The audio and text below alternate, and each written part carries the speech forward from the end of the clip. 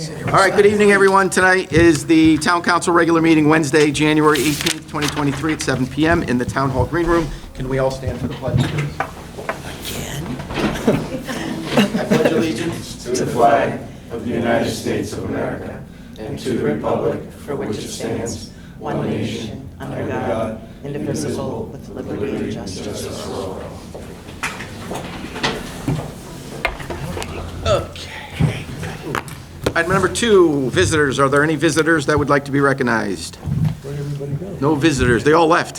Where did all our visitors go? All pickleballers. All right. Moving on to item number 3. Do we have a motion to approve the minutes of the January 4th, 2023 meeting? So moved. Second? Second. Discussion? All in favor? Aye. Opposed? Abstain? Item number 4, appointments, reappointments. There are none. The studio at Guilford Center exception request. This is an exception for alcohol. Yes. So basically, we're looking to grant them the exception to have alcohol on town property.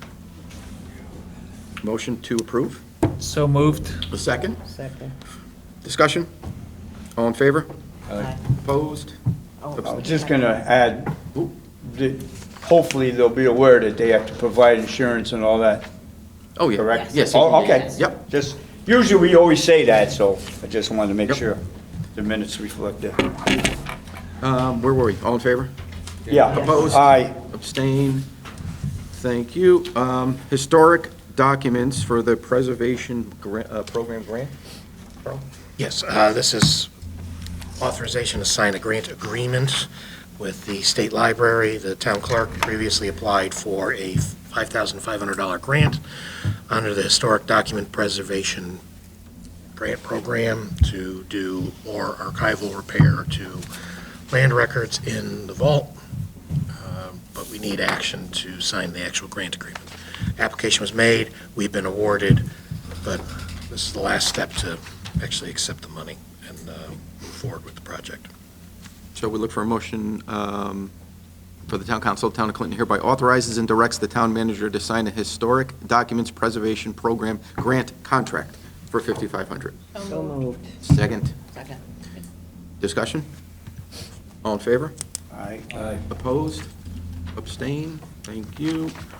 Light item transfers. First up is DPW.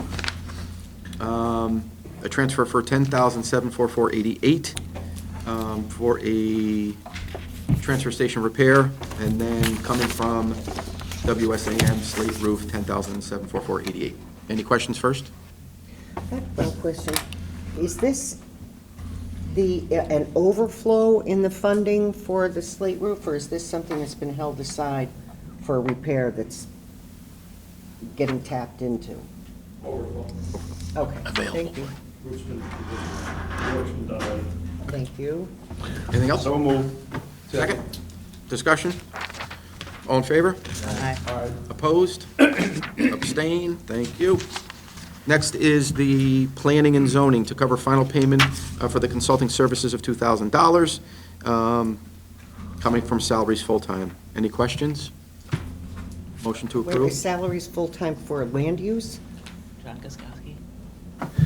Yes, if you remember, when we put together the budget, everything was rolled up into the salary account, and we were going to take from that in order to backfill other professional services for as long as we had the consulting planner. All right. This is the last bill, so the math will work. Very good. Thank you. Motion to approve?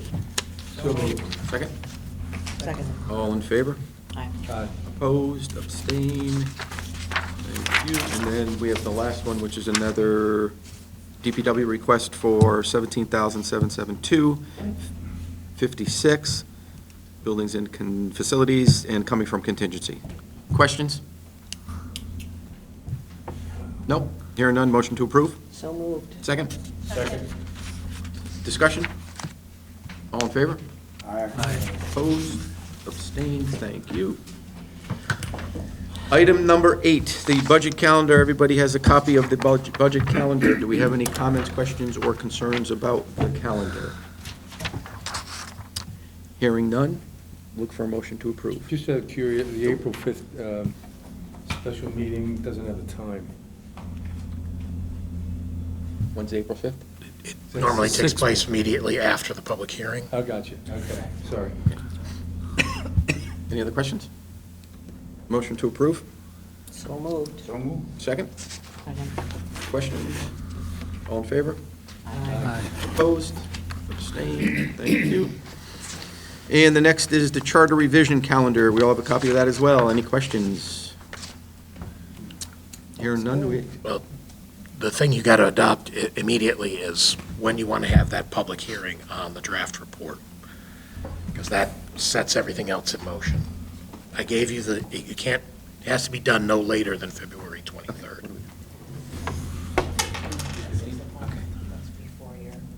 Carl, what works best with the budget calendar for you? The budget you just approved doesn't start until, The 9th of February? well, the heavy-duty reviews is the 23rd and 28th, so that's after this. You'll have to do it before. So look for, February 15th is the Wednesday at 6 o'clock before. before the meeting. Okay?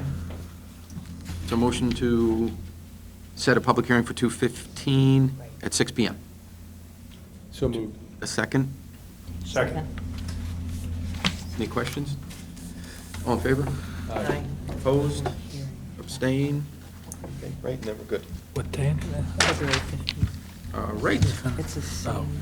Item number 10, Finance Director's Report. Sue? Hi, everybody.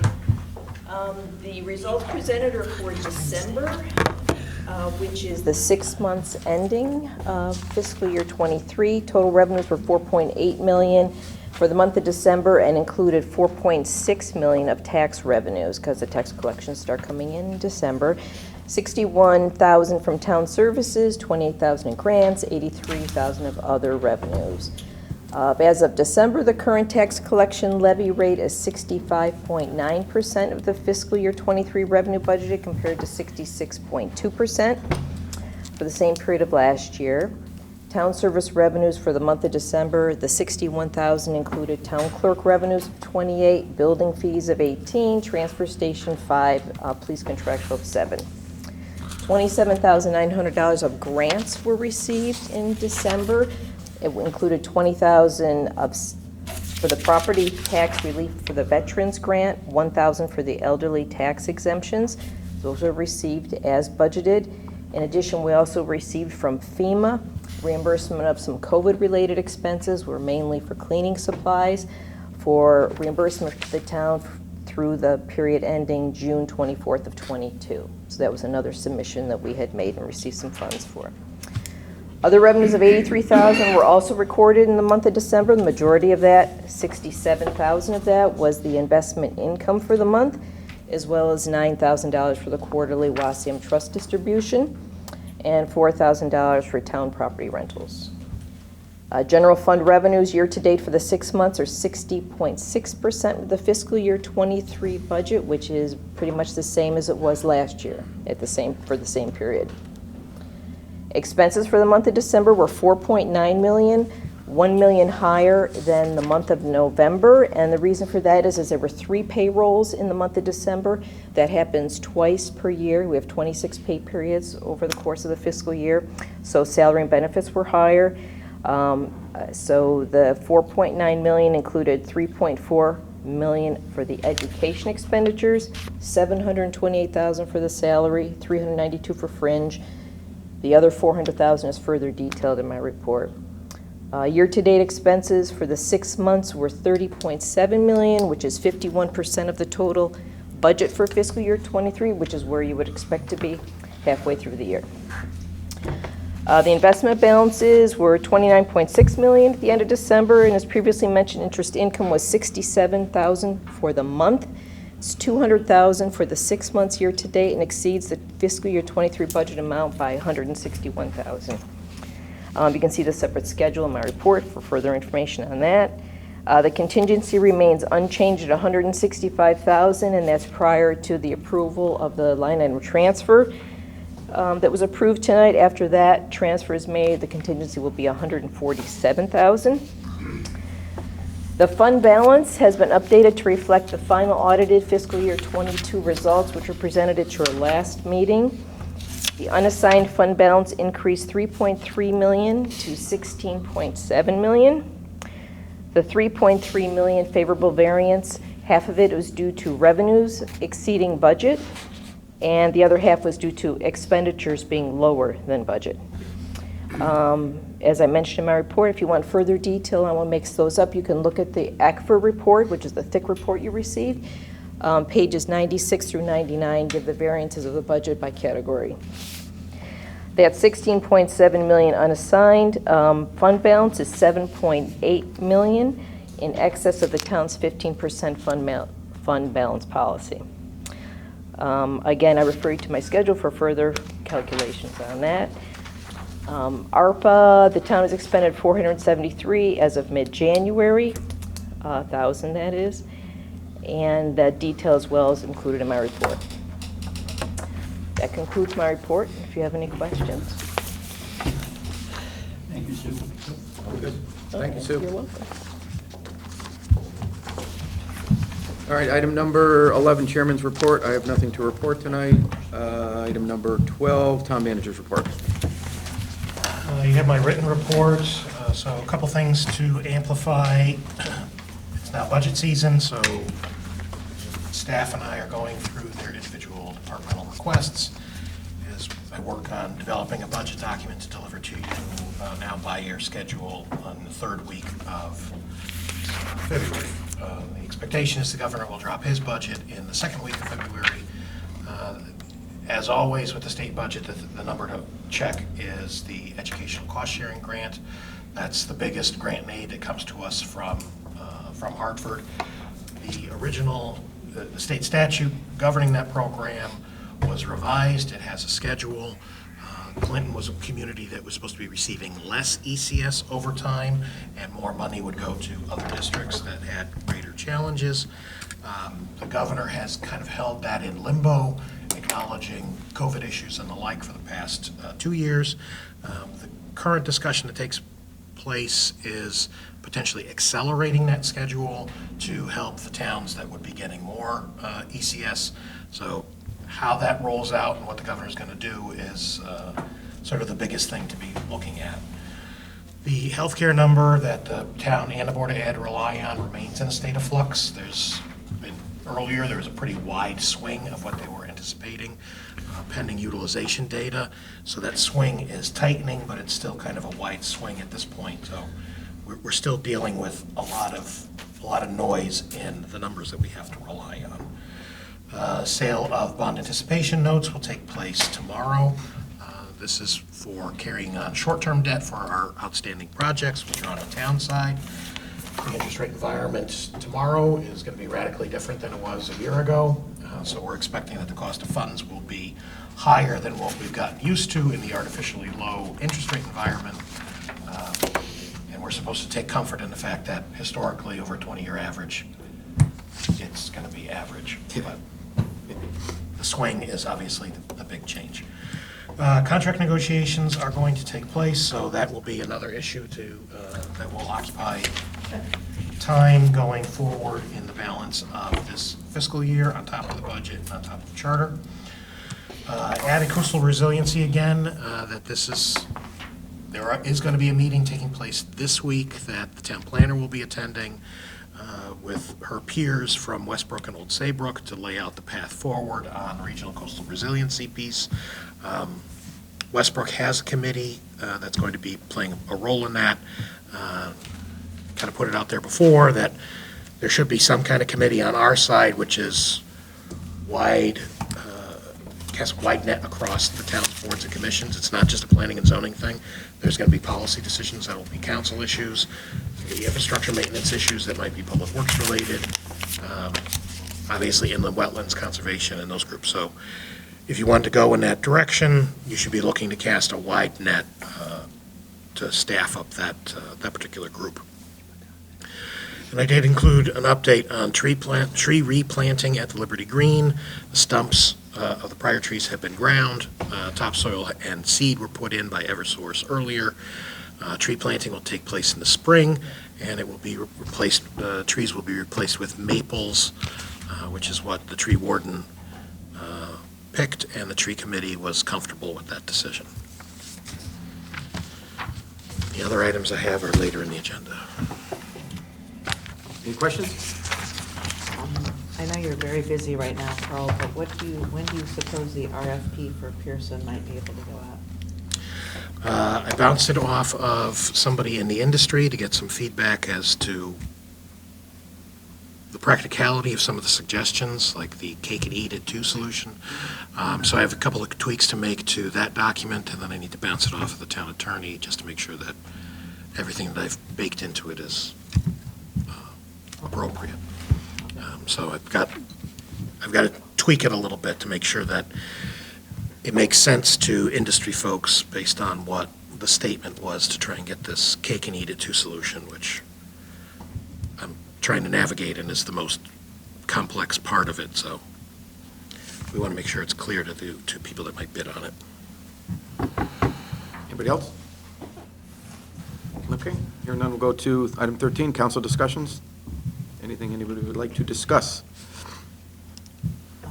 Given the discussion of the ARPA funds, the first tranche just concerns me, and I've asked it before. We've only spent $475,000 of 1.9 million, and I'm just concerned that the money isn't spent in the time it needs to be spent. And I've asked you before, and you say you feel great and it'll go. I'm just asking again, especially after what we just. Yeah, no, the wastewater treatment plant is another big allotment. So that's $250,000. It's WPCC's project. That seasonally is not going to take place now. That would take place in the spring. So that money would not be drawn down until late spring, summer, depending on how long they're out there doing the testing. So it's a big number, and it's going to sit there unspent until the project is done, and it's seasonal. Yep. Affordable housing, they haven't generated bills, but they've picked consultants and they've done some preliminary work. Costs have been incurred. I just don't have bills to charge against that dollar amount. So again, there remains activity on that front. Cybersecurity is a project that's essentially done, and as I put out in the sheets you've had already, that funding could be transferred. Child care support is a program that has not gotten off the ground with Human Services, so that's one where there's no activity on it. Nonprofit assistance is basically out the door. It's oversubscribed. The small business assistance to small businesses, I have check requests in my office to take down to finance. I'm waiting for the individuals to sign grant agreements so that we can go forward. And in order to get the grant agreement, I got to pull teeth to get a W-9 so that we can make them a vendor. So getting that inflow of documentation that I need to send it down to finance is the time lag on that one. Wi-Fi in public areas, Mike was updating the quotes on that to make sure we have valid numbers, and that project can go forward once we have that. Housing support has been going out the door pretty strongly. I signed a bunch of those today already. Behavioral health, I signed a bunch of those already today, so there's going to be more activity going on that front. Technology for COVID mitigation, that's another human services area where part of it got up and running using these grand pads through the library. Probably requires a check-in with David on that one too. So there's two in his shop that are not moving as quickly or on a track to move. Okay, thank you. Anybody else? Okay, move on to town council committee liaison reports. Does anyone have anything to report? I made it to a Public Works meeting last night. And They Public talk Works about. would be very happy to see the Pearson School, move forward sooner rather than later. They're maintaining it, but it's not getting better, sitting there empty. And Todd, I'm not going to go into details, and Todd is working on alternative methods of replacing the sweeper that was lost in a fire, and the insurance company paid $100,000 under the cost of replacing that item. So he's working on how to manage that situation. anything else? Yeah, and everything else seems to be just fine. Anybody else? EDC had their meeting, and they're continuing to progress through their goal setting. And they're meeting again with you, Carl. Did they meet, or is that This Friday? Friday, right? Yeah, I think so. Okay. And they anticipate next month of finalizing whatever it is they're going to finalize, move forward. Planning and zoning, you probably all read about it in the paper, 39 Waterside. But what I heard over and over again was how much the members of the commission appreciate Abby Pearsall's reports that she's furnished them with before the meeting. So they're able to go with all the information that they need. And I'd love to be able to read one of those myself. They've spoke very highly of them, so that was great. Should be available to the public, shouldn't they? It's in the agenda packet. It's available to the Oh. I public. just couldn't open the packet. Yeah, I've but- asked Mike yeah. about it. Yeah. Thank you. All good? All right. Now we need a motion to go into an executive session. So moved. Second, And including Carl and Mary. including Carl and Mary.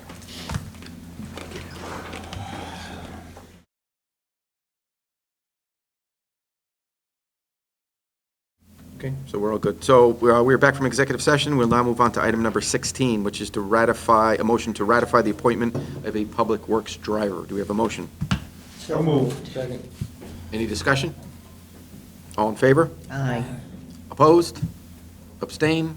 Thank you. And also, we will look for a motion to move forward with the sale of 36R Killingworth Turnpike. So moved. A second? Second. Further discussion? All in favor? Aye. Opposed? Abstain? All good. Motion to adjourn. So moved. Second? Second. Good night. Thank you all.